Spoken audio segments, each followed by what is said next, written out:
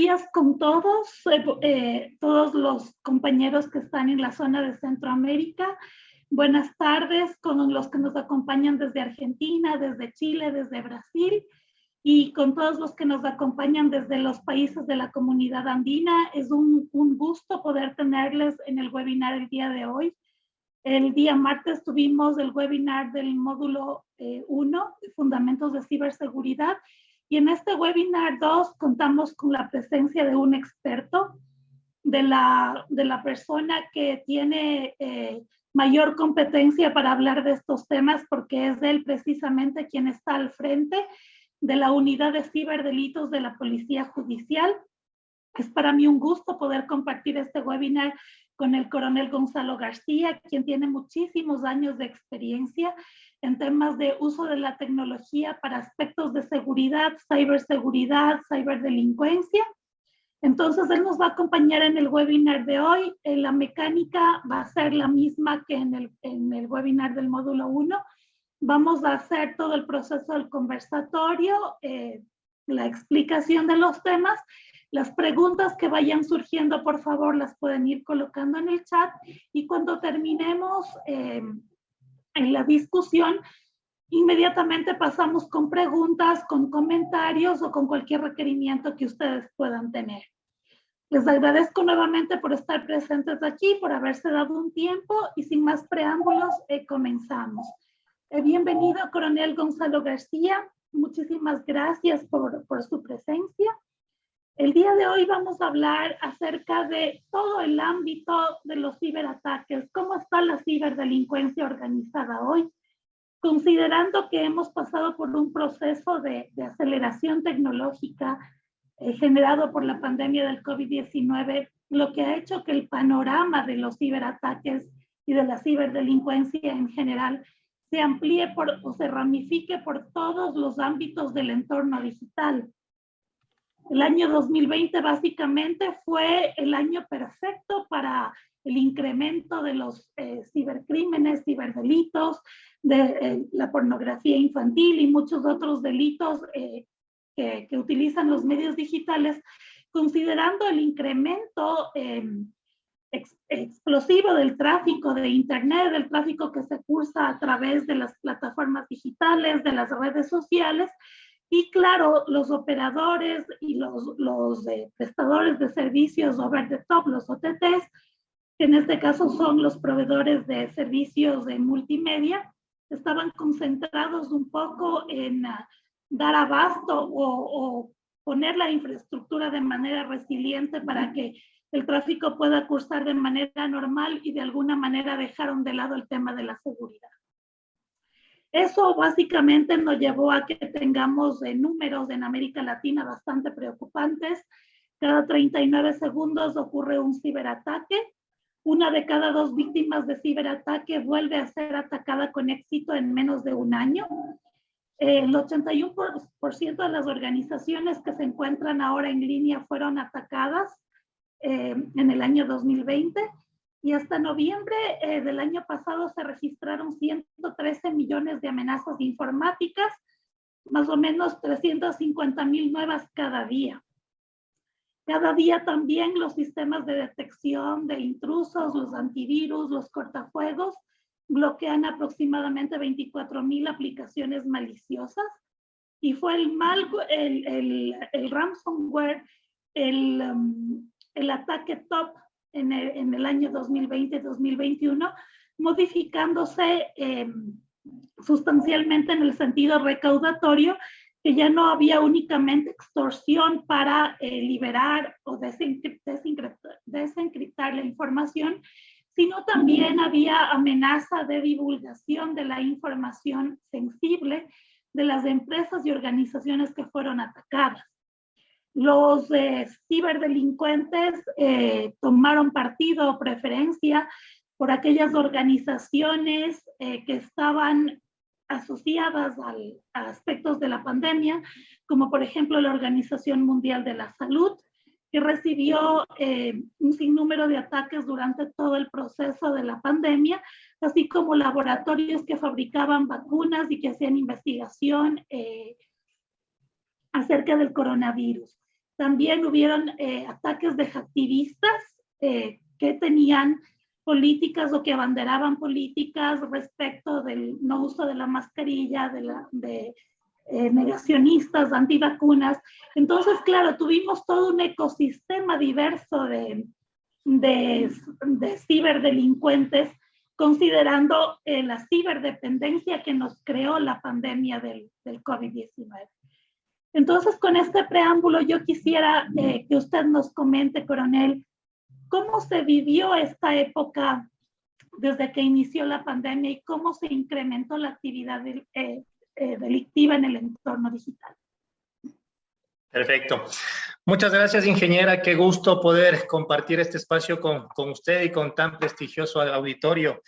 Para nosotros, a nombre de Policía Nacional del Ecuador, es un gusto poder pasar las fronteras ecuatorianas y compartir con amigos de otros países. Tengo entendido que aquí tenemos en el foro personas de otros países y es muy grato que conozcan cómo Policía Nacional del Ecuador se encuentra afrontando toda esta temática que nos acaba de comentar la ingeniera Valdivieso. Y pues sí, ¿no?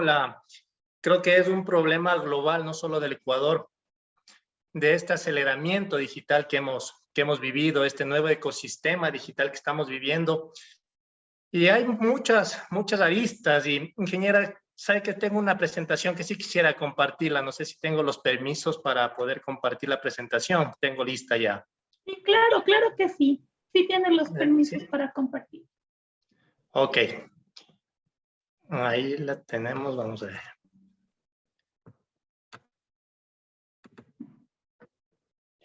Ahí tal vez la pueden visualizar.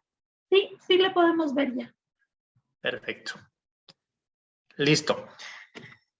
Como Policía Nacional nos encontramos...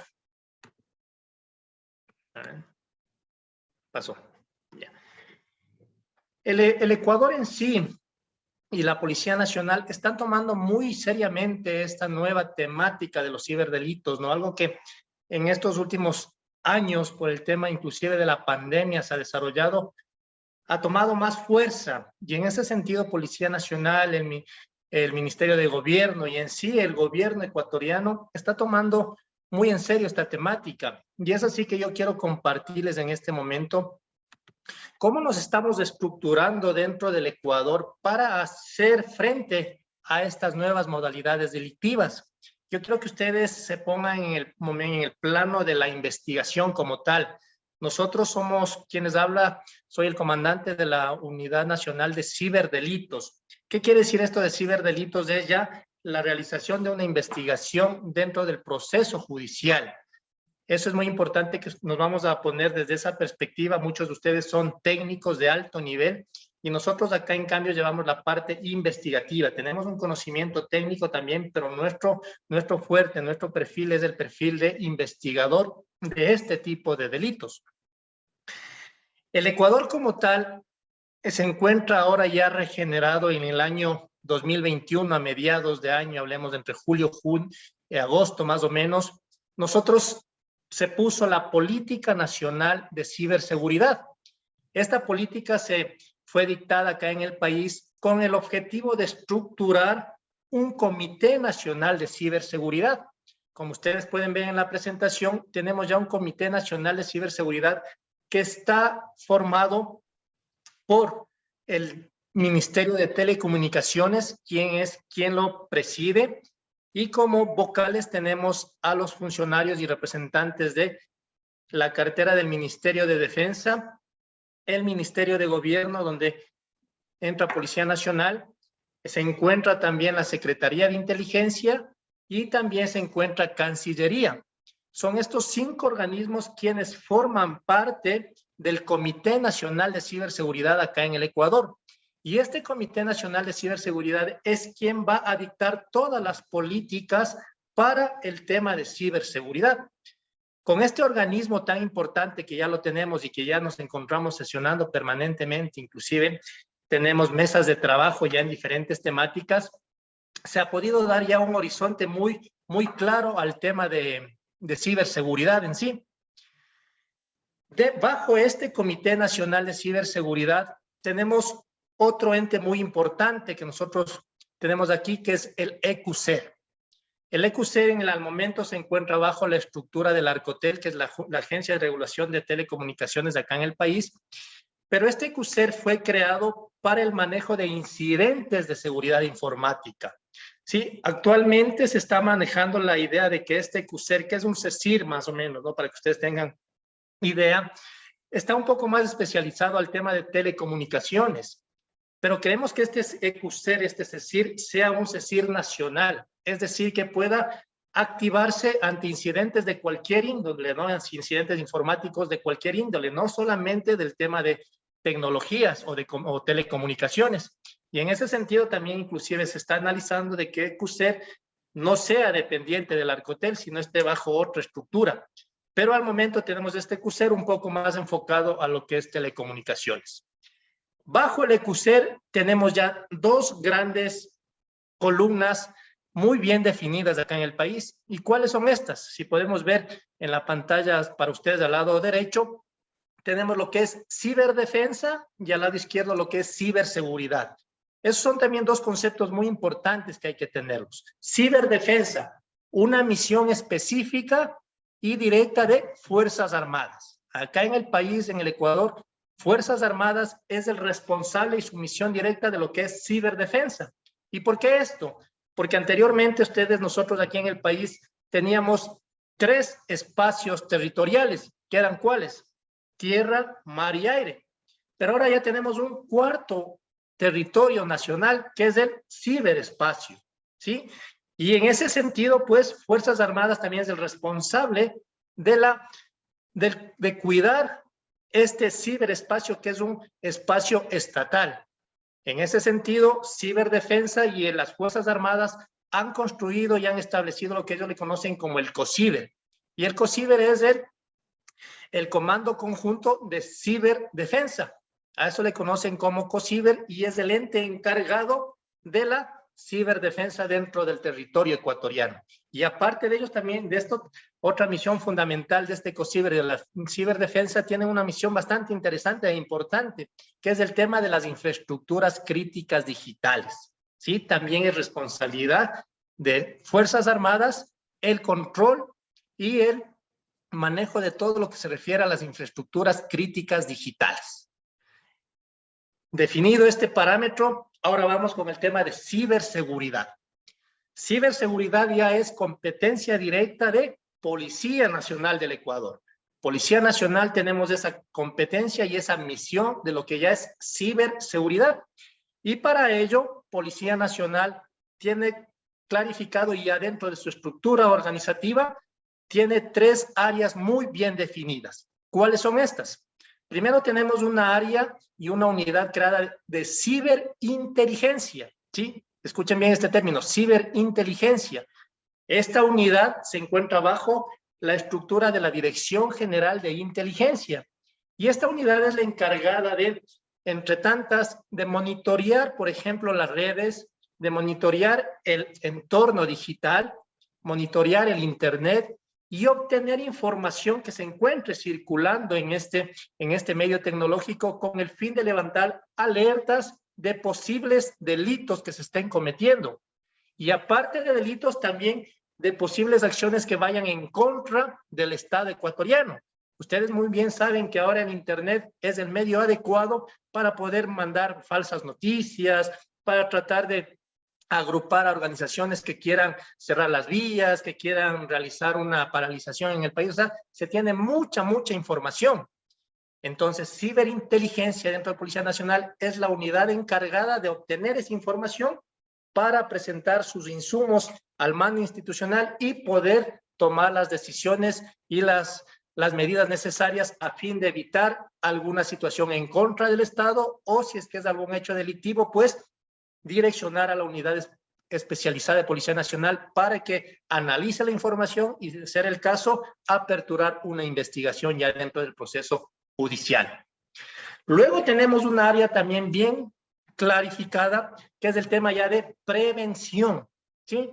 Porque es muy importantísimo, y aquí voy a tener un tiempito, que cualquier delito en cualquier modalidad, no solamente del tema tecnológico, de los ciberdelitos, sino en cualquier Otra de los catálogos, de los artículos que se encuentran en el catálogo de delitos del COIP, lo principal es la prevención. Si no tenemos una fuerte prevención, si no tenemos un organismo encargado de prevenir los delitos, lastimosamente todos van a caer en el tema investigativo y vamos a tener una carga laboral excesiva y aparte de eso no vamos a tener los resultados que se requieren. Y aquí en el tema de ciberdelitos, aún más. Yo en este tiempo que me encuentro aquí con mis colaboradores, hemos determinado que lo principal es la prevención. Si tenemos una campaña fuerte de prevención, muchos de los ciberdelitos se van a evitar y se van a cortar su cadena, su ciclo delictivo al inicio. Vamos luego a ver cuáles son esas prevenciones que necesitamos. Pero bueno, Policía Nacional tiene un área de prevención. Y luego de esto sí tenemos ya la unidad de ciberdelitos, la que la comando yo.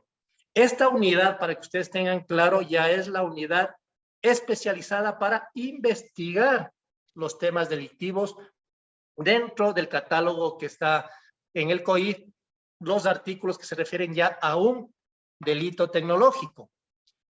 ¿Por qué? Eso también es importante y tal vez ya toparon esta temática. Muchas veces por falta de desconocimiento de las autoridades, por falta de desconocimiento de nuestros cuerpos judiciales, llamemos esto fiscalía, llamemos esto judicatura, o de la propia víctima, asumimos que cuando se comete un delito en el que interviene un medio electrónico, ya lo asumimos como un delito tecnológico, y no es así. ¿A qué me refiero, por ejemplo? Dentro de las redes sociales, pongamos un ejemplo, Facebook, se promociona la venta de sustancias sujetas a fiscalización o se promociona la venta de armas. Ustedes saben que ahora se están utilizando estas redes sociales para promocionar este tipo de delitos, ¿sí?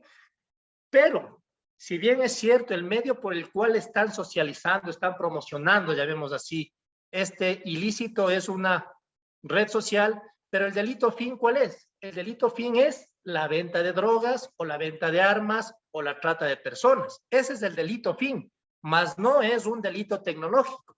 Pero las autoridades confunden y al asumir que se está realizando este acto delictivo por una red social, ya asumen que es un delito tecnológico y ahí estamos equivocados. Dentro de los delitos tecnológicos, luego yo les voy a dar cuáles son los artículos que están tipificados como un delito tecnológico, y eso también ha sido algo bueno en el país, que estamos avanzando. Tuvimos recientemente, a finales del año 2021, una reforma a nuestro COIF, implementando nuevos artículos fines, ya con fin específico, el ciberdelito. Y esto va también por el tema de que nosotros como país estamos en un proceso de adhesión al Convenio de Budapest, ¿sí? Ha pasado mucho tiempo en que lastimosamente el Ecuador no ha sido partícipe de este Convenio de Budapest, ni siquiera teníamos una carta de entendimiento, ni siquiera una carta en el cual solicitamos ser parte. Pero nosotros vemos que esta es una herramienta muy importante que necesita el Ecuador ser parte de eso, y el año anterior se trabajó muy duro en esto y pues ahora ya Cancillería ha enviado una carta al Consejo de Europa con la intención de que Ecuador sea parte del Convenio de Budapest. Ha sido recibida ya esta carta en el Consejo de Europa, tenemos ya el ok y pues ya vamos a caminar en la adhesión del convenio. Esperamos que en este año, máximo el próximo año, ya seamos parte de este convenio que nos va a permitir tener ya una interacción directa con nuestros países del mundo para el intercambio de información a través de sus diferentes herramientas, como es la herramienta del 24/7, sin información que va a ser muy importante. Y por eso también, para poder adherirnos al Convenio de Budapest, es necesario que también nosotros reformemos algunos articulados del COIP para estar estandarizados, ¿no? Es el objetivo uno de los objetivos también de Budapest, es que todas las normativas de los países miembros de Budapest tengan un estándar, sean casi comunes, si no similares, sean parecidos para poder tener este intercambio de información. Entonces, de esa manera, hoy por hoy, Ecuador se encuentra conformado para combatir el tema de ciberseguridad. Como les comenté ya, el Comité Nacional de Ciberseguridad, que estaba conformado por las por los 5 organismos que les había comentado. Al momento está presidido por el Ministerio de Telecomunicaciones y como vicepresidencia se encuentra el Ministerio de Defensa. Y las otras dependencias como vocales con voz y voto, ¿no? Esto es muy importante. No sé, Anita, me avisa si es que seguimos o tal vez hay hasta ahí alguna pregunta, algún intercambio de ideas. Podemos seguir con la explicación, porque luego sí me gustaría, estamos explicando el tema de Ecuador, pero luego sí ya me gustaría hablar un poco más de la evolución de los ataques. Es perfecto este esquema que nos está comentando, porque es precisamente lo que hemos tratado en el módulo 1, ¿no? Los conceptos, cómo están estructurados, por qué la diferencia entre tantos conceptos que hay, cómo han evolucionado los ataques y también temas del convenio de Budapest. Entonces son temas muy inherentes a los temas que ya hemos venido tratando con los alumnos del curso. Entonces podemos seguir sin ningún problema. Ok, perfecto. Entonces ahora ya nos vamos, una vez que ustedes tienen un poco más claro cómo se encuentra conformado acá la ciberseguridad en el país y para nuestros conciudadanos también tengan ya noción clara, vamos a irnos adentrando un poco más ya en el tema delictivo como tal. Pero para eso nosotros tenemos que hacer un estudio previo, saber el por qué está existiendo la incidencia delictiva en torno al ciberespacio. Hemos realizado nosotros un análisis de información. Aquí en mi unidad tenemos un departamento de análisis de la información donde hacemos análisis y también un análisis prospectivo, un análisis estadístico y un análisis delictual. Y tenemos nosotros puntos muy importantes a tomarlos en cuenta.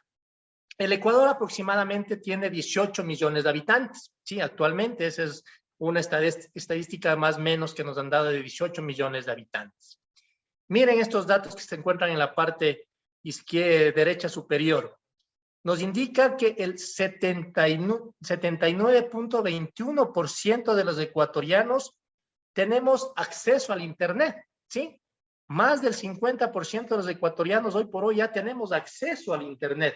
Justamente el día lunes estábamos celebrando el Día Internacional, el día martes, el día 8 de febrero, estábamos festejando el Día Internacional del Internet Seguro. Y ahí conversábamos, tuvimos igual un webinar bastante interesante y veíamos cómo en el 2004, si no estoy mal, en el 2004 apenas nosotros teníamos 14,000 kilómetros de conectividad a través de fibra o a través de cobre. Y al 2016 esa cifra creo que se quintuplicó. Estábamos ya alrededor de 50,000 kilómetros de tendido de fibra que llegaba más al Ecuador. Entonces, ahora tal vez Anita tiene ese dato más exacto, pero tenemos que el 79.21% de los ecuatorianos ya tiene acceso al Internet.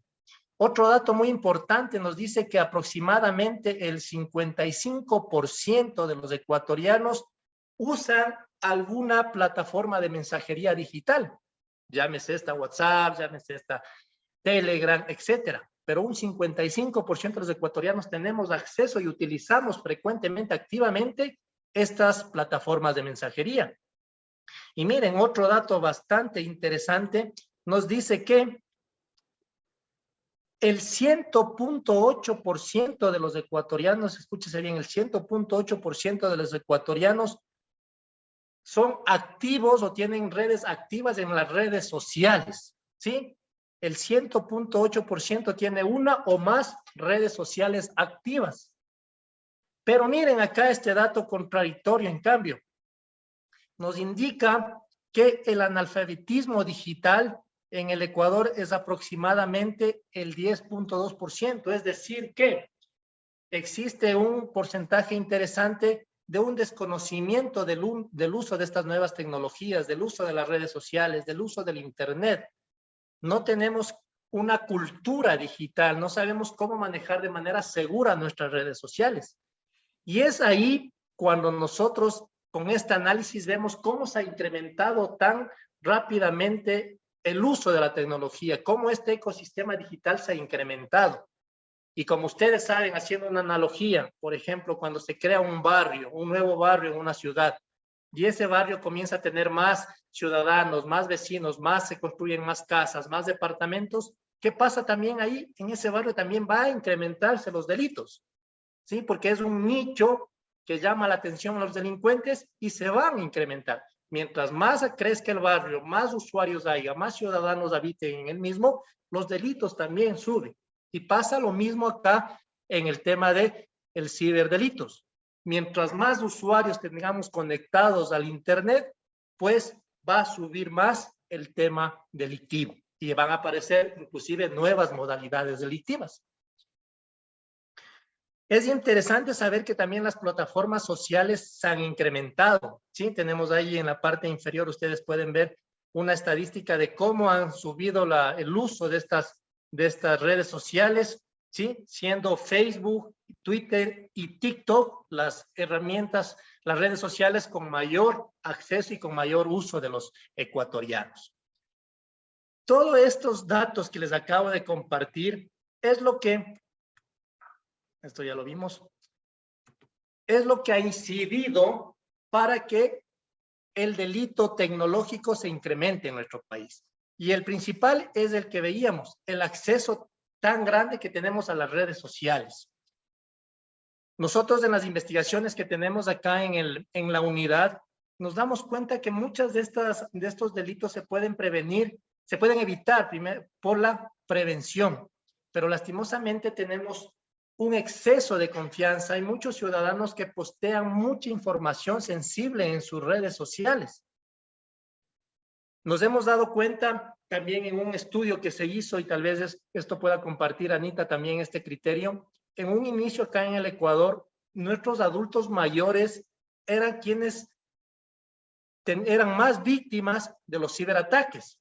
¿Por qué? Por ese desconocimiento, por ese uso adecuado de las tecnologías, y ese desconocimiento les llevaban a que sean víctimas de estos piratas cibernéticos. Pero eso hoy ha cambiado. ¿Por qué? Porque ya los adultos mayores ya se asesoran o se apoyan en sus familiares, en sus hijos, en sus nietos, se apoyan para que les guíen a hacer un buen uso de estas herramientas tecnológicas. Ahora tenemos ya transacciones electrónicas y un sinfín de actividades que podemos realizar. Y ahora ha cambiado esto al nicho de ¿quién? De los jóvenes. Ahora en el Ecuador tenemos que ya nuestros jóvenes, nuestros adolescentes son quienes están cayendo más en este tipo delictivo, están siendo víctimas de estos delitos. ¿Y por qué pasa esto? Por algunos factores, entre los principales, el exceso de confianza. El exceso de confianza que tienen nuestros jóvenes les permite o les hace que caigan en errores a veces pequeños, pero que esos errores pequeños son aprovechados por los ciberdelincuentes. Por ejemplo, nuestros jóvenes asumen tener mucho conocimiento en el uso de las tecnologías, mucho conocimiento en estas redes sociales, pero este exceso de confianza les hace que dejen información muy valiosa. Nos hemos dado cuenta, igual con análisis y estudio que hemos hecho, que nuestros jóvenes en sus redes sociales, llamémosle Facebook, por ejemplo, que es un núcleo cerrado que tendríamos que aceptar las invitaciones de personas que realmente conozcamos, a amigos directos, a familiares directos. Ellos tendrían que ser parte nada más de nuestra red social, pero lastimosamente eso no pasa. Nuestros jóvenes se dejan llevar muchas veces por un rostro bonito, por una fotografía de una chica o de un chico simpático y la aceptan como amigo en sus redes sociales y piensa que mientras más amigos tengan en estas redes sociales, pues se convierten en más populares. Y ahí es un grave error. Un grave error, ¿por qué? Porque en esos perfiles que están aceptando sin saber quiénes son, están aceptando muchas veces a estos piratas cibernéticos. Y estos piratas cibernéticos, una vez que ya ingresaron a su red social, van a tener acceso a mucha información sensible. Y información sensible que también es publicada por las mismas víctimas, por los mismos usuarios de las redes sociales, porque también es otro problema de nuestros jóvenes que están acostumbrados a postear mucha información que no es necesaria que la conozca todo el mundo. Por ejemplo, posteamos qué vamos a hacer el fin de semana, a dónde vamos a ir de vacaciones, tal vez me compré un nuevo auto, estoy tomando la fotografía de mi auto, pero le publico las placas del vehículo, ¿sí? Muchas veces me publico en qué universidad me encuentro, en qué universidad estoy estudiando, qué estoy estudiando, en qué nivel estoy, cuando estoy reunido con mis compañeros, me tomo fotografías, y toda esta información es muy valiosa, pero muy, muy valiosa para los ciberdelincuentes, que aprovechan esta información para comenzar con varios hechos delictivos, entre ellos las estafas, la extorsión, el chantaje, la suplantación de identidad, la extorsión. Existe un sinnúmero de delitos que los piratas cibernéticos aprovechen información que la propia víctima publicó en sus redes sociales. Por eso hay que tener mucho, mucho cuidado con el uso adecuado, un uso inteligente de nuestras redes sociales. Dentro de ya de un panorama un poco más macro, como país, como nación, ¿qué son los bienes que nosotros tenemos que proteger dentro ya de un Estado en esta amenaza del ciberespacio, de los ciberdelitos? Entre los más principales bienes jurídicos que nosotros tenemos que proteger, tenemos los recursos, ¿sí?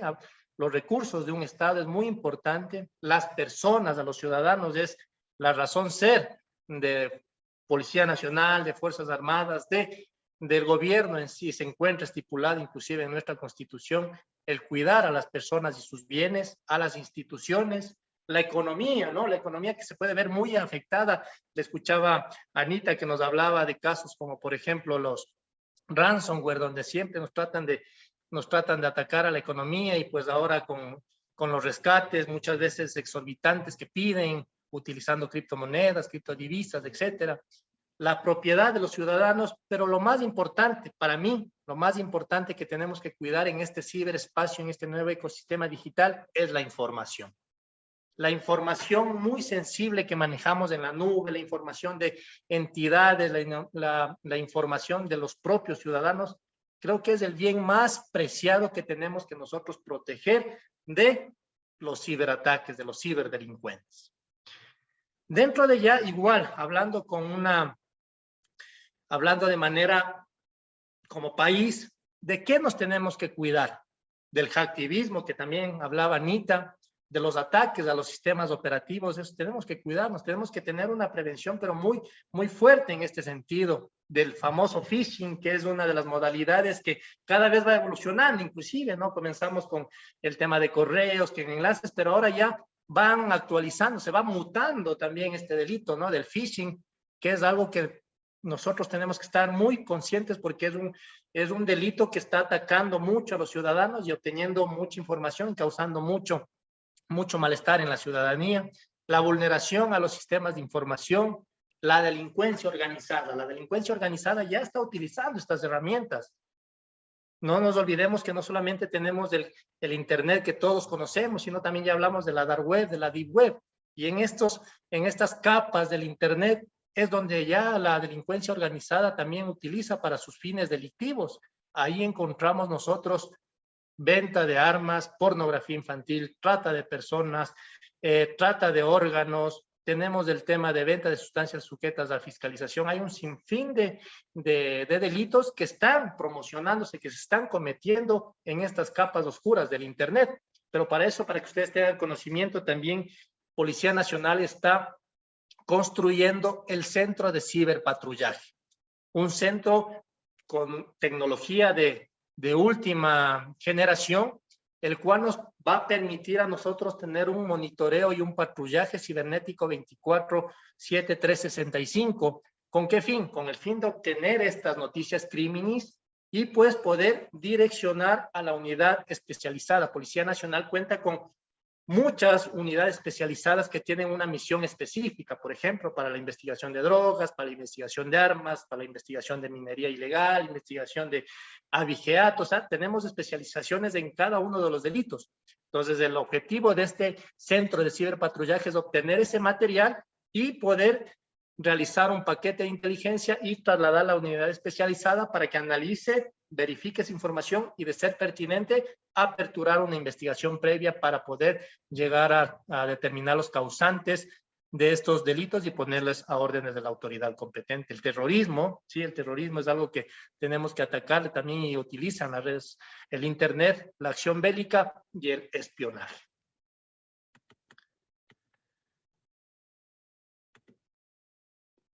lo que les hablaba hace un momento atrás, no todos los delitos que se cometen usando la tecnología son delitos tecnológicos.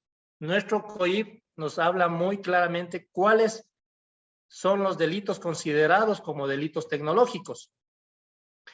Dentro de ellos tenemos varios capítulos. El uno son los delitos de lesa humanidad, que específicamente hablan del tema de pornografía. Estaba conversando en un webinar que no es el término adecuado para hablar cuando estamos hablando de niñas y adolescentes, sino más sería, la palabra adecuada es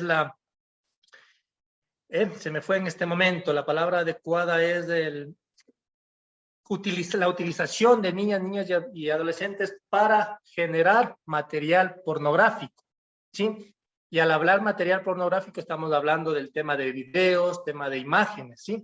Este es un delito que está contemplado en los delitos de lesa humanidad y también están tipificados como delitos tecnológicos. ¿Por qué? Porque utilizan muchos de estos, la tecnología para transmitirlos. Y en ese sentido, la Unidad Nacional de Ciberdelitos cuenta con 3 áreas específicas, y una de estas son el tema de pornografía infantil, que ahora le hemos llamado los delitos de violencia digital, ¿sí? Porque abarcamos algunas temáticas. Permítame un ratito que voy a conectar mi cargador de la computadora, parece que se nos ha consumido la...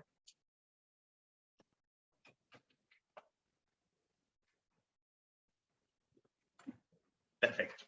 Entonces, dentro del área de violencia digital, tenemos un grupo de agentes especializados para combatir el tema de pornografía de niñas y adolescentes. Luego tenemos el tema de la información y comunicaciones. Tenemos 5 artículos definidos ahí. ¿Cuál es? La revelación ilegal de bases de datos, la interceptación ilegal de bases de datos, las transferencias electrónicas de activos patrimoniales, el ataque a la integridad de sistemas informáticos y el acceso no consentido a un sistema informático, telemático o de telecomunicaciones. Esos son, dentro del catálogo delictivo, son los artículos que se encuentran contemplados en el COIP y que son competencia de la Unidad Nacional de Ciberdelitos para su investigación.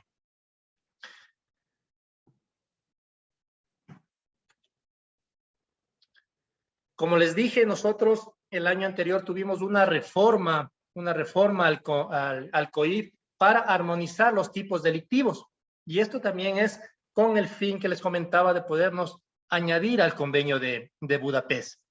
Dentro de estas modificaciones, hicieron algunas modificaciones del artículo 232 y 234 de nuestro COIP, que nos habla de esto de la interceptación ilegal de datos, del ataque a la integridad, tenemos el acceso no consentido, y las propuestas, ¿cuáles eran? La falsificación informática, la agravación de las penas, la responsabilidad de las personas jurídicas, la interceptación de las comunicaciones, y también teníamos la falsificación informática. Sí, esas fueron las reformas que se hicieron a diferentes artículos del COIP, porque quiero que ustedes sepan, aquí nosotros tenemos un gran problema en el tema investigativo acá en la unidad, por ejemplo. No existe una tipología delictiva que nos permita vincular dentro de una investigación, por ejemplo, a los beneficiarios del depósito económico cuando hicieron un fraude electrónico. ¿Qué pasa? Que el delito se configura cuando ciertas personas acceden y tienen conocimiento de las credenciales de nuestras cuentas bancarias, por ejemplo. Sí, ya sea que lo utilizaron por phishing, ya sea que lo obtuvieron por alguna duplicación de la SIM card, que está pasando ahora mucho eso, la duplicación de los SIM card es de una manera muy fácil obtenerla aquí, un duplicado de la SIM card aquí en el país, y sabemos que muchas de las cuentas bancarias están atadas a nuestro número telefónico y nos llegan allá las credenciales de acceso. Entonces los delincuentes, ¿qué es lo que hacen? Es tener el duplicado de un chip, ¿sí? Y la persona que es titular de esa cuenta se queda sin señal. Supuestamente la víctima piensa eso, que se quedó sin señal, pero no pasa eso, sino que ya el delincuente le duplicó su chip, ingresó en su terminal móvil y le van a llegar allá las credenciales para acceso a sus cuentas bancarias, ¿sí? Y una vez que tiene esos accesos, pues realiza la transferencia electrónica y llega a una persona beneficiaria que es parte de la organización. Y nosotros en nuestras investigaciones llegamos a determinar a estos beneficiarios a dónde están depositando estas transferencias no autorizadas. Pero lastimosamente no tenemos la tipología delictiva para poder a esta persona hacerle parte de esta organización delictiva, y pues muchos de las investigaciones están cayéndose ahí. ¿Por qué? Porque ya con este conocimiento nosotros ya tenemos nombres, números, o sea, ya le hacemos una persona, este beneficiario, se comunica a Fiscalía, y Fiscalía, por las leyes que tenemos, tiene que notificar a esta persona, a este beneficiario, que es parte de la organización. Nosotros estamos conscientes que es parte de la organización delictiva, pero la función de Fiscalía es notificarle, se le notifica, esta persona se acerca y muchas veces llegan a un acuerdo reparatorio. ¿Y en qué consiste este acuerdo reparatorio? Es en que el beneficiario, el que recibió esa plata, se pone de acuerdo con la víctima y le devuelve el dinero. Se le devuelve y la investigación termina en ese momento.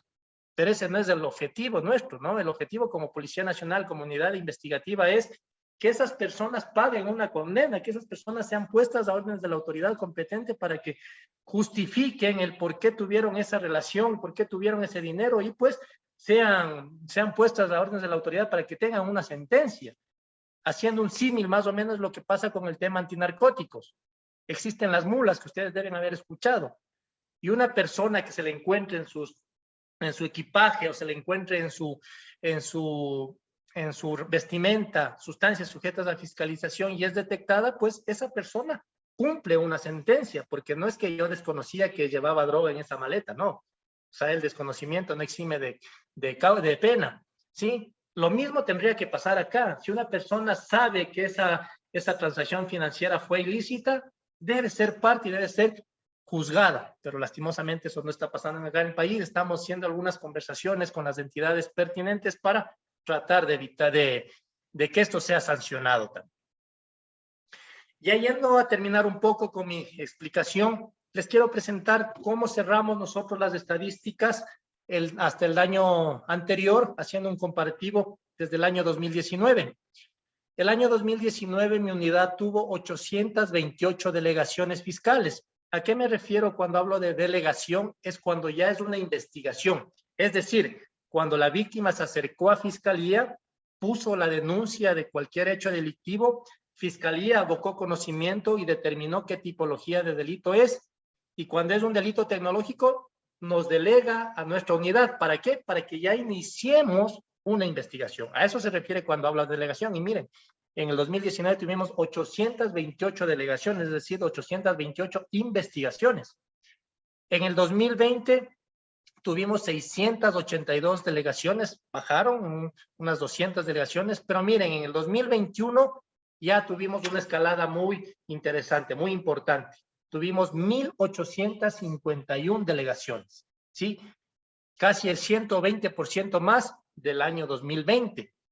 Y en lo que vamos hasta la presente fecha del 2022, bueno, este número ya se lo ha actualizado, hemos pasado ya las 100 delegaciones. Entonces, la tendencia va al alza, la tendencia en este tipo de delitos va al alza, y es por todo lo que analizamos anteriormente, por el acceso masivo, el acceso tan rápido que hemos tenido a las tecnologías, el nuevo ecosistema digital. A eso se refiere también estos números que hoy estamos analizando. ¿Cuál ha sido el tipo penal más denunciado? El tipo penal que nosotros hemos tenido más delegaciones es la apropiación fraudulenta por medios electrónicos. Justo el ejemplo que les acabo de poner anteriormente. Sí, aquí tenemos la suplantación de identidad, tenemos el acceso no consentido, tenemos el acceso no consentido a cuentas bancarias, me refiero. A esto lo conocemos como apropiación fraudulenta, con 896 delegaciones en el año 2021 versus 153 en el año 2020. El siguiente delito que le sigue es el delito de violación a la intimidad, con 222 delegaciones en el 2021 versus 101 delegaciones en el 2020. Y el otro es el tema de estafas por medios electrónicos, con 212 delegaciones en el 2021 versus 105 en el 2020. Pero un delito que a nosotros no nos deja de llamar la atención, y que un delito que estamos trabajando permanentemente como una política institucional y una política de gobierno inclusive, es el tema de pornografía infantil con utilización de niñas y adolescentes. Como les decía, tenemos un área específica de investigación que es la violencia digital. En esta área tenemos nosotros la colaboración directa con varias entidades internacionales, entre ellas el HCI de la Embajada de Estados Unidos y la Embajada de Gran Bretaña, quienes a nosotros nos han dotado de dos sistemas muy importantes. El uno es el sistema NIMIC y el otro es el sistema CPS. Sistemas que nos permiten a nosotros estar monitoreando las redes y nos dan alertas cuando se encuentra circulando dentro del Internet imágenes de carácter sexual de niñas y adolescentes, sean imágenes o sean videos. Esa información llega a mis analistas, verificamos la información. De ser aquí en el Ecuador, dentro de nuestras fronteras, procedemos a aperturar una investigación previa y con esta ayuda, con esta tecnología de punta, hemos tenido muy buenos resultados. Primero, ¿por qué? El gran objetivo es el rescate a la víctima, ¿sí? Nuestro objetivo principal es poder rescatar a las víctimas que están siendo parte de este delito, que son nuestras niñas y nuestros niños o adolescentes. Y segundo, pues, identificar, visibilizar este delito, poner a órdenes de la autoridad competente a los delincuentes, a las personas que están cometiendo este abuso sexual y que lastimosamente muchas veces son inclusive gente del núcleo más cercano de los niños, ¿no? Eso es muy doloroso, son imágenes muy fuertes que nosotros tenemos que apreciar acá, pero hemos tenido resultados muy importantes. Justamente en este año también a inicios de enero, 10 servidores policiales se formaron como nuevos analistas de esta herramienta CPS, ¿sí? Teniendo ya 4 unidades dentro de Policía Nacional que pueden acceder a esta información, a este sistema, para poder nosotros determinar estos ilícitos que se cometen en el territorio ecuatoriano. Y ya para ir terminando, ¿cómo estamos avanzando? Es muy importante que ustedes sepan como Policía Nacional qué estamos haciendo para hacer frente a todos estos incidentes que estamos viendo. La primera es que nosotros estamos acá en el país con un proyecto que ya está aprobado inclusive por la Asamblea Nacional, que es la creación de la Universidad Policial. ¿Y por qué es importante para nosotros esta creación de la Universidad de la Policía Nacional? Porque dentro de esta universidad se va a crear una carrera importantísima para nosotros, y es la carrera de ciberinteligencia. Esta universidad va a tener una carrera en ciberinteligencia y nos va a dotar de títulos de tercer, cuarto nivel, inclusive de doctorado, ¿sí? Esa es la perspectiva y es la proyección que tenemos, y esta es una muy buena noticia porque ya vamos a tener personal policial formado académicamente en este tema de ciberdelitos. Tenemos ya una propuesta de la creación de la Dirección Nacional de Ciberseguridad. Dentro de Policía Nacional vamos a crear una dirección de ciberseguridad, una dirección que tendrá mucha competencia para prevenir el cometimiento de estos hechos ilícitos. Como yo les decía, la principal fortaleza y lo que primero tenemos que hacer en todo delito es la prevención. Y en ese sentido, esta dirección tendrá departamentos como el Departamento Especializado en la Gestión de Incidentes Cibernéticos y Ciberpatrullaje, el Departamento de Gestión de Riesgos Cibernéticos, el Departamento de Seguridad Informática y el Departamento de Prevención y Atención Ciudadana en Incidentes Tecnológicos. Miren, áreas muy críticas, pero muy importantes que tienen que ser combatidas y tienen que estar bajo la responsabilidad de alguien, y va a ser la Dirección Nacional de Ciberseguridad dentro de la Policía Nacional. Y ya como estrategias que no son de nuestra misionalidad comunidad, pero lo hacemos, es la capacitación constante. Nosotros estamos capacitando permanentemente, no solo a la interna, no solamente a nuestros agentes investigadores, no solamente a los policías, sino también a nuestros ciudadanos, con capacitaciones bastante generales, pero muy importantes, en las que nosotros dictamos charlas de tips de ciberseguridad, cómo no ser víctimas de los ataques cibernéticos, cómo manejar adecuadamente una red social, en fin, algunas temáticas. Y nosotros hasta el momento llevamos aproximadamente 3.048 personas capacitadas fuera de Policía Nacional. Y eso es muy importante, algo que nosotros estamos haciendo, y para eso tenemos varias organizaciones que nos apoyan, inclusive somos parte del pacto dentro de la red Civela, de la red Elipsia, que son redes especializadas del pacto, que es el organismo que nos permite la relación directa con los países miembros de Europol. Nosotros dentro de nuestra unidad también lanzamos permanentemente flyers comunicativos a través de nuestras redes sociales. Tenemos nosotros el Radio Vigía, que es la radio de Policía Nacional, donde estamos constantemente haciendo este tipo de publicaciones con consejos prácticos, pero muy importantes para nuestra comunidad.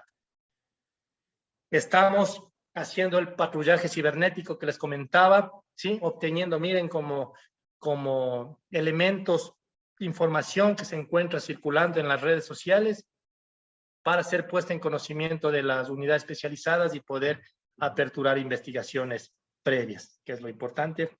A esto lo conocemos como ciberpatrullaje. Y por último, ¿qué necesitamos para seguir creciendo en este campo de la ciberseguridad, de los ciberdelitos? Primero, una reforma al COIP, que lo estamos haciendo, tal vez hemos empezado con pocos artículos, pero es una misionalidad que lo estamos haciendo, la reforma a la normativa legal. El convenio de Budapest, que ya conversamos, que también tengo entendido la próxima semana van a hablar de este tema, un tema muy importantísimo, muy importante para el Ecuador, pero estamos avanzando muy bien en este sentido, ¿sí? La colaboración directa que debe existir entre policía, fiscalía y judicatura. Con Fiscalía estamos avanzando bastante bien. ¿Por qué? Porque Fiscalía ya va a crear también su unidad especializada en ciberdelitos. Ya tenemos nosotros ya establecido un fiscal que va a ser especialista en esta área. Fue formado por nuestra unidad. 5 servidores de Fiscalía General del Estado fueron parte de un curso que dictó nuestra unidad, con el fin de que ellos creen dentro de Fiscalía la unidad especializada en ciberdelitos. Es un paso que también está bastante avanzado y ya Fiscalía lo va a establecer. La formación en materia tecnológica personal con competencias de la investigación. Siempre es importante que nuestra unidad siga creciendo, pero como les decía, tiene que tener un perfil bastante interesante la gente que viene a ser parte de esta unidad. Un perfil en el área técnica y en la parte técnica, acompañado en nuestra especialidad, que es las investigaciones.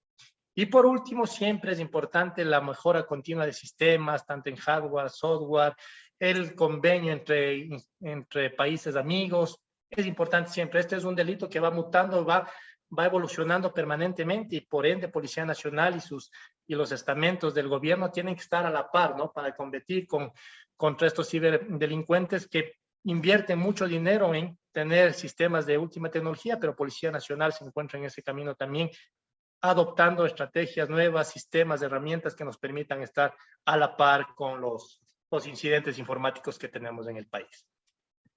Hasta ahí es la presentación que les he preparado, que quería conversar con ustedes. Tal vez me pasé un poquito del tiempo, creo que teníamos que terminar un poco antes para el tema de preguntas, pero espero haber sido bastante claro en esta presentación y que ustedes tengan un conocimiento bastante general de cómo nos encontramos actualmente en el país, conformados para la lucha contra el ciberdelitos. Hasta ahí sería, mi estimada Anita, lo que les tenía presente para hoy. Perfecto, coronel, muchísimas gracias. Creo que hemos abordado varios de los temas que hemos estudiado y que los vamos a estudiar durante este curso. La importancia de las estrategias internacionales, les decía yo cuando hablábamos en el webinar del módulo 1, que el tema de la ciberseguridad no es un tema exclusivo de una entidad, de una organización o de un país. Los ciberdelitos tienen rostro internacional. Los ciberdelitos normalmente están siempre asociados a organizaciones y la mejor forma de combatirlos es a nivel internacional, con cooperación internacional, reforzando el marco normativo, que vemos que es lo que se está haciendo ahora en Ecuador. Prácticamente hemos hecho el análisis de un caso de estudio de un país específicamente, que es lo que a nosotros nos aporta valor dentro del curso, no solamente la teoría, sino ver en la práctica cómo se está gestionando todo el ecosistema de seguridad. Es importante ver cómo se articulan los diferentes organismos, cómo se está haciendo un levantamiento, un relevamiento de la información como tal de los ciberdelitos en el país. Había un dato ahí especial, el dato del año 2020 de la cantidad de denuncias que llegaron al área de ciberdelitos, y ahí hay una precisión que tengo que hacer, que también que está dentro del material que les pude preparar, que en muchos países, si bien los ciberdelitos incrementaron y se multiplicaron por el tema de pandemia, de que los procesos seguían siendo físicos, de que no había disponibilidad de procesos digitales para denuncia, mucha gente no hizo la denuncia. Porque si realmente se contabilizaran los ciberdelitos que se cometieron en el año 2020, nos decían que podían incluso triplicar los del año 2021, porque el año 2020 precisamente fue el año de explosión tecnológica. Les había comentado yo el día martes que de acuerdo a un estudio que lo hacía McKinsey & Company, entre octubre del año 2019 hasta julio del año 2020, el crecimiento o la explosión acelerada de tecnología fue de 3 años en Latinoamérica, es decir, en un año adoptamos crecimiento tecnológico de 3 años, ¿no? Fue más o menos el crecimiento. Luego hay zonas como Asia-Pacífico que adoptaron 4 años de tecnología en un solo año, entonces obviamente es un escenario propicio para que los ciberdelincuentes puedan experimentar nuevos tipos de ataques. El ransomware, como les decía, se incrementó entre el 2019 al 2020 casi en un 30%. Incluso los montos que se solicitaban de recaudación llegaron a rebasar los $250,000 en promedio, incrementándose casi en un 30% del valor del año 2019. Entonces, este caso práctico de Ecuador ha sido para nosotros bastante clarificador de todos los conceptos que hemos revisado dentro del módulo 1 y que estaremos revisando en los siguientes módulos. Yo solamente tenía una cuestión adicional. También nos ha hablado el coronel García de todos los delitos, cómo están clasificados, cuáles son los que tienen más relevancia, cuáles son los que tienen más incidencia dentro de la sociedad. Y el tema que quería yo conversar era solamente un pequeño puntual. Tal vez son temas que los maneja más defensa, pero sí quería hablarlo con usted, y es respecto del acto de guerra. Considerar a un ciberataque como un acto de guerra, o considerarle a la ciberguerra, la guerra cibernética o la guerra informática como un acto de guerra. Tuvimos unas declaraciones que las hacía el Pentágono el año pasado, que decía que cualquier acto que se realice contra el país a través de un medio tecnológico podía ser constituido como un acto de guerra. ¿Y qué significaba esto? Que el país podía responder usando fuerza militar. Entonces decía el jefe del Pentágono, si me apagan un sistema eléctrico, yo puedo responder con un misil, que son mecanismos que ya en el derecho internacional pueden ser un tanto extremos, en el sentido de que los ataques o los ciberataques normalmente pueden venir de un país a otro y son considerados como actos de guerra, pero también pueden venir de organizaciones terroristas, de grupos de hackers, de grupos activistas que no necesariamente representan la voluntad de una nación. Entonces esa es la delgada línea roja entre lo considero un acto de guerra o no lo considero un acto de guerra. Ahora, las razones por las que se puede considerar un acto de guerra es básicamente porque la tecnología, y usted comentaba que antes nosotros teníamos 3 espacios territoriales y que ahora tenemos 4, que se ha considerado adicionalmente al ciberespacio como un espacio territorial más del país.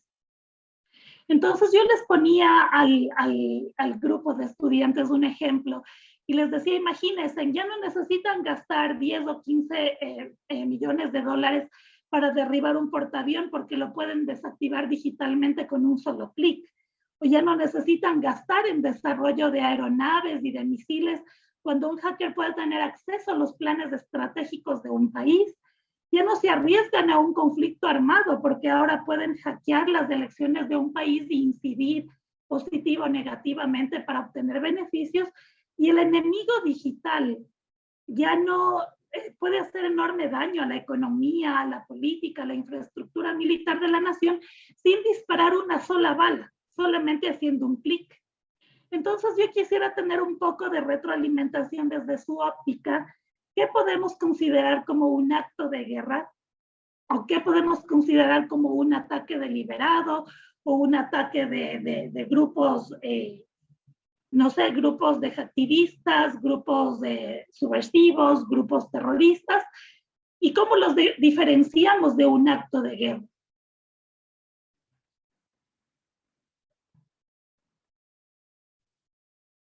Gracias, Anita. Qué pregunta tan importante y pues que sería un tema de discusión de unas 2 horas más. Pero nosotros acá como lo que tenemos contemplado y lo que se está, en lo que se está enfocando el COCIBER, que les decía que es el Comando de Ciberdefensa, es netamente cuando hay un ataque a las infraestructuras críticas digitales del país. A eso ellos reaccionan. Entonces, si es que hubiera este ataque a una infraestructura crítica digital, actúa COCIBER, pero más no como un acto de guerra, como nos comentaban, ¿no? No lo hemos tomado, y es un tema muy importante que yo me permitiré transmitir en las diferentes mesas de trabajo que permanentemente estamos haciendo, porque no lo estamos viendo desde ese punto de vista. Me tomo las palabras de Fuerzas Armadas, tal vez esté equivocado, pero de las reuniones que yo he mantenido y he escuchado, no lo ven desde esa manera. Lo que ellos están viendo es más hasta inclusive en un tema de prevención. Están tratando de incorporar tecnología que les permita, que les alerte cuando exista un ataque, pero no viéndole desde esa óptica, que es muy importante, que también hay que verle como un acto de guerra, ¿no? Entonces, el tema central sería que nos estamos en este momento enfocando netamente a lo que son infraestructuras críticas digitales. Tenemos un caso que nos pasó el año anterior, de connotación que deben saber los alumnos, es el tema del ataque que tuvimos a CNT. Creo que fue el primer ataque fuerte, el ataque real que tuvo el Ecuador como tal, en el cual fue nuestra carta de presentación a saber cómo reaccionábamos. Y la verdad, esa fue un caso de estudio que lo estamos analizando permanentemente porque nos ha dejado muchas experiencias, nos ha dejado mucho conocimiento de saber cómo reaccionar, porque antes de ese evento, la verdad, Ecuador no había tenido algo tan fuerte como este. Y al ser CNT, la Corporación Nacional de Telecomunicaciones, una empresa estatal, una infraestructura crítica digital que en un inicio, ojo, les comparto esto un poco infidentemente, en un inicio cuando se dio este ataque no se lo topó como tal. Es más, quien les habla a través de nuestra unidad, tuvimos que activarle inclusive al ECUSER. Cuando nosotros tuvimos la noticia que fue un fin de semana, me acuerdo muy claramente, a madrugada del día sábado, entre viernes y la madrugada del sábado, el fiscal se contactó conmigo, pero lo tomaron simplemente como un ataque como entre fiscal y Policía Nacional, y no. Yo al ver y analizar de qué se trataba, pues dije, no, esto es una infraestructura crítica, estamos hablando de las telecomunicaciones, aquí tiene que activarse el ECUSER, tiene que activarse el COCIBER y todas las otras dependencias. Y en ese momento recién nuestro fiscal, por ejemplo, se estaba empapando de qué es un ECUSER, qué era el COCIBER, no tenían ni idea de qué se trataba. En ese momento les expliqué y se convocó a una reunión ya con todos estos integrantes y pues recién se activó. Lo que no tenía que ser así, sino ECUSER tenía que habernos activado a nuestros organismos, a los organismos que somos parte de la red de confianza inclusive. Entonces estamos madurando en ese tema, estamos trabajando en ese tema, pero el punto que usted nos da de un acto de guerra es muy importante, Anita. Yo me comprometo en transferir esta inquietud, pero la respuesta sería que en el momento no se lo está considerando de esa manera. Perfecto, muchísimas gracias. Para los que no conocían de la noticia que nos comentaba el coronel García, la CNT efectivamente es el proveedor, el prestador de telecomunicaciones público, que tiene servicios de telefonía móvil, telefonía fija, internet, televisión por suscripción, y más o menos tiene una participación de mercado. Estaríamos hablando de un promedio de 8 millones de usuarios, Si es que sumamos todos los de telefonía móvil, telefonía fija, internet, algunos incluso duplicados con 3, 4 servicios. Entonces es una infraestructura realmente crítica. Sufrió un ataque de ransomware. Fue en noviembre fue en octubre, ¿no? Octubre o noviembre del año pasado. Octubre. Un ataque de ransomware, y el ataque fue dirigido específicamente a información relacionada con claves de servidores, información de rutas de BGP y con otro tipo de información sensible de la corporación. Y entonces, claro, se solicitaba un rescate en criptomoneda bastante alto. Entonces fue, como nos comentaba el coronel García, el primer ataque real fuerte, que podemos decir fuerte. Ecuador obviamente no está dentro de los países como objetivo primario de ataque. De hecho, nosotros estamos en la lista de los países que tienen menor objetivo de ataque. En primer lugar está Estados Unidos, en segundo lugar está Canadá. Entonces, en función del giro económico, el giro productivo, de la discusión política, de la relevancia internacional de cada uno de los países, es que su nivel de objetivo para un ataque se incrementa. Entonces, este ransomware que tuvimos con la CNT y que tomó muchísimo tiempo en que se pueda hacer la recuperación de los servicios, incluso llegaron a un punto en el que habían servicios que no se cobraban porque la información de facturación se había visto afectada. Entonces fue un ataque que golpeó muchísimo, ¿no? Entonces, imagínense en esto, en telecomunicaciones, que siendo un servicio básico no es un servicio vital. Lo hablábamos el día martes, imagínense en este ataque a una red, por ejemplo, o una infraestructura eléctrica, donde apagarían todo tipo de servicios de hospitales, de seguridad nacional, de infraestructuras básicas. ¿Cuánta gente moriría? Porque ¿cuánta gente necesita para vivir de la energía eléctrica? Incluso gente en hospitales, en todo tipo de actividades económicas, productivas y sociales. O lo otro, el ataque a alguna planta hídrica que podrían activar o desactivar compuertas, provocar inundaciones. Entonces, fíjese en lo que hace un clic, ¿no? Un clic resulta más peligroso que una bala. Hay un autor que habla sobre el tema de los actos de guerra y de la ciberguerra, y él menciona, dice, ¿qué tan peligroso es un clic versus una bala? De la bala uno puede tal vez recuperarse, la bala puede no ser certera, pero un clic certero puede destruir la economía, el ámbito político de una nación. Miren ustedes lo que pasó en las elecciones de Estados Unidos, también lo habíamos comentado el día martes, cómo la manipulación de la información contra la candidata Hillary Clinton dio ese giro inesperado en los resultados que pudieron tener las elecciones, aunque Rusia lo niega, aunque Estados Unidos no lo ha podido comprobar, pero se notó ese giro que hubo en las tendencias específicas de los votantes por toda la campaña de desprestigio que hubo. Me preguntaban ustedes el día martes que por qué considerábamos que las fake news pueden ser como un ciberataque. Las fake news pueden ser realmente catastróficas. Miren ustedes lo que ha sucedido con el tema de las vacunas y de las mascarillas. ¿Cuánta gente murió por creer en bulos o en noticias falsas que se difundían en internet, que hablaban de que a través de la vacuna te ponían un chip, llegaron a no vacunarse y perdieron la vida? Entonces, son actos que utilizando medios tecnológicos llegan a crear verdaderas catástrofes a nivel internacional. Entonces, bueno, con esto tenemos dos preguntas que les voy a responder de manera rápida. La una pregunta es de Milton Rueda de Nicaragua, que nos dice que el uso excesivo de las redes sociales, cómo se puede hacer para prevenir estafas, fraudes o ser víctima de una estafa o fraude. Creo que el coronel García ya nos explicó la necesidad de tener usuarios informados. Básicamente, la mayor cantidad de delitos se cometen, no necesitan de mucha tecnología, basta con la ingeniería social.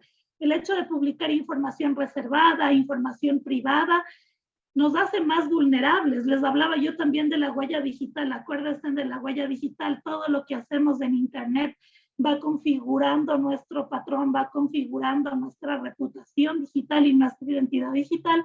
Y eso en manos de un pirata, de un ciberpirata, es realmente oro en polvo, ¿no? Para ellos. Entonces, la necesidad es siempre verificar que los sitios con los que estamos transaccionando sean sitios reales, que sean sitios que tengan protocolos de seguridad activados, no caer en correos, en supuestas campañas. Hay que siempre ser precavidos en este tipo de acciones que por cotidianas que puedan parecer, ¿no? Incluso a veces una llamada, un mensaje de alguna promoción, de algún concurso. Entonces, hay que ser muy cautos en eso. Yo creo que un usuario educado prevendría por lo menos el 80% de los delitos, de los ciberdelitos que se cometen actualmente. Eso lo uno, teníamos, bueno, de parte de Eddie algunos comentarios sobre el tema de la universidad. Nos hablaba también de qué herramientas podemos utilizar para protegernos, para proteger nuestra privacidad o saber si nos están robando datos. Bueno, ya lo habíamos comentado un poco.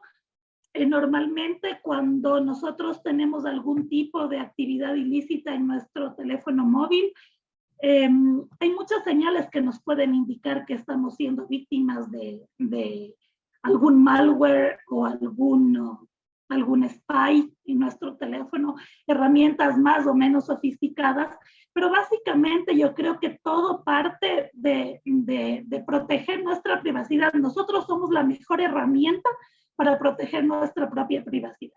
Entonces, si algo no está en línea, no existe. Si algo está en línea, es de información pública y partiendo desde ese principio, el conocimiento de cómo manejar o cómo usar nuestros datos en la red de Internet es súper importante. Creo que no tenemos más preguntas, nos hemos alargado en este webinar que estaba programado para 1 hora, pero ha sido bastante productivo. Agradecerles a todos por su presencia. Nos vemos el próximo martes en el webinar del módulo 2, donde hablaremos del ámbito internacional de la ciberseguridad. Agradecerle al coronel García por toda la información que nos ha podido proporcionar. E invitarles a ustedes a participar en los foros, en la discusión, a revisar el material, si tienen dudas, a consultarlas y que podamos hacer de este curso algo más enriquecedor en función de las experiencias, consultas o comentarios que cada uno de ustedes pueda tener. De mi parte, muchísimas gracias. Gracias nuevamente, coronel García, y doy el paso a Seabat para el cierre del webinar.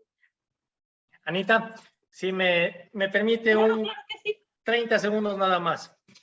Siempre me gusta cerrar estos conversatorios con algunos mensajes positivos. No tenemos que asustarnos de la tecnología, no tenemos que asustarnos de utilizar la tecnología. Es más, está para nosotros. Estoy leyendo una obra, tal vez ustedes la han leído, de Robinson Sharp, que es del Club de las 5 de la mañana. Y ahí nos da una temática, una frase muy importante que yo quiero compartirlas. Dice, si usamos la tecnología con sabiduría, nuestras vidas mejorarán, nuestro conocimiento se enriquece y nuestro maravilloso mundo se vuelve más pequeño. El uso incorrecto de la tecnología es lo que está echando a perder la mente de la gente, dañando su productividad y destruyendo el propio tejido de nuestra sociedad. Creo que es una frase que nos viene muy bien a lo que estamos aquí estudiando y pues les invito a tener un uso de tecnología de manera inteligente y pues a sacarle provecho. Eso es todo y muchas gracias por la invitación. Muchas gracias a ambos. Para finalizar, damos las gracias a nuestra experta ingeniera Valdivieso y a nuestro invitado especial, Teniente Coronel García, por su tiempo. Gracias a todos los participantes. La grabación de este webinar estará disponible en el campus virtual al final de la tarde, para aquellos participantes que desean verlo nuevamente. Muchas gracias a todos y les deseamos que tengan un excelente día.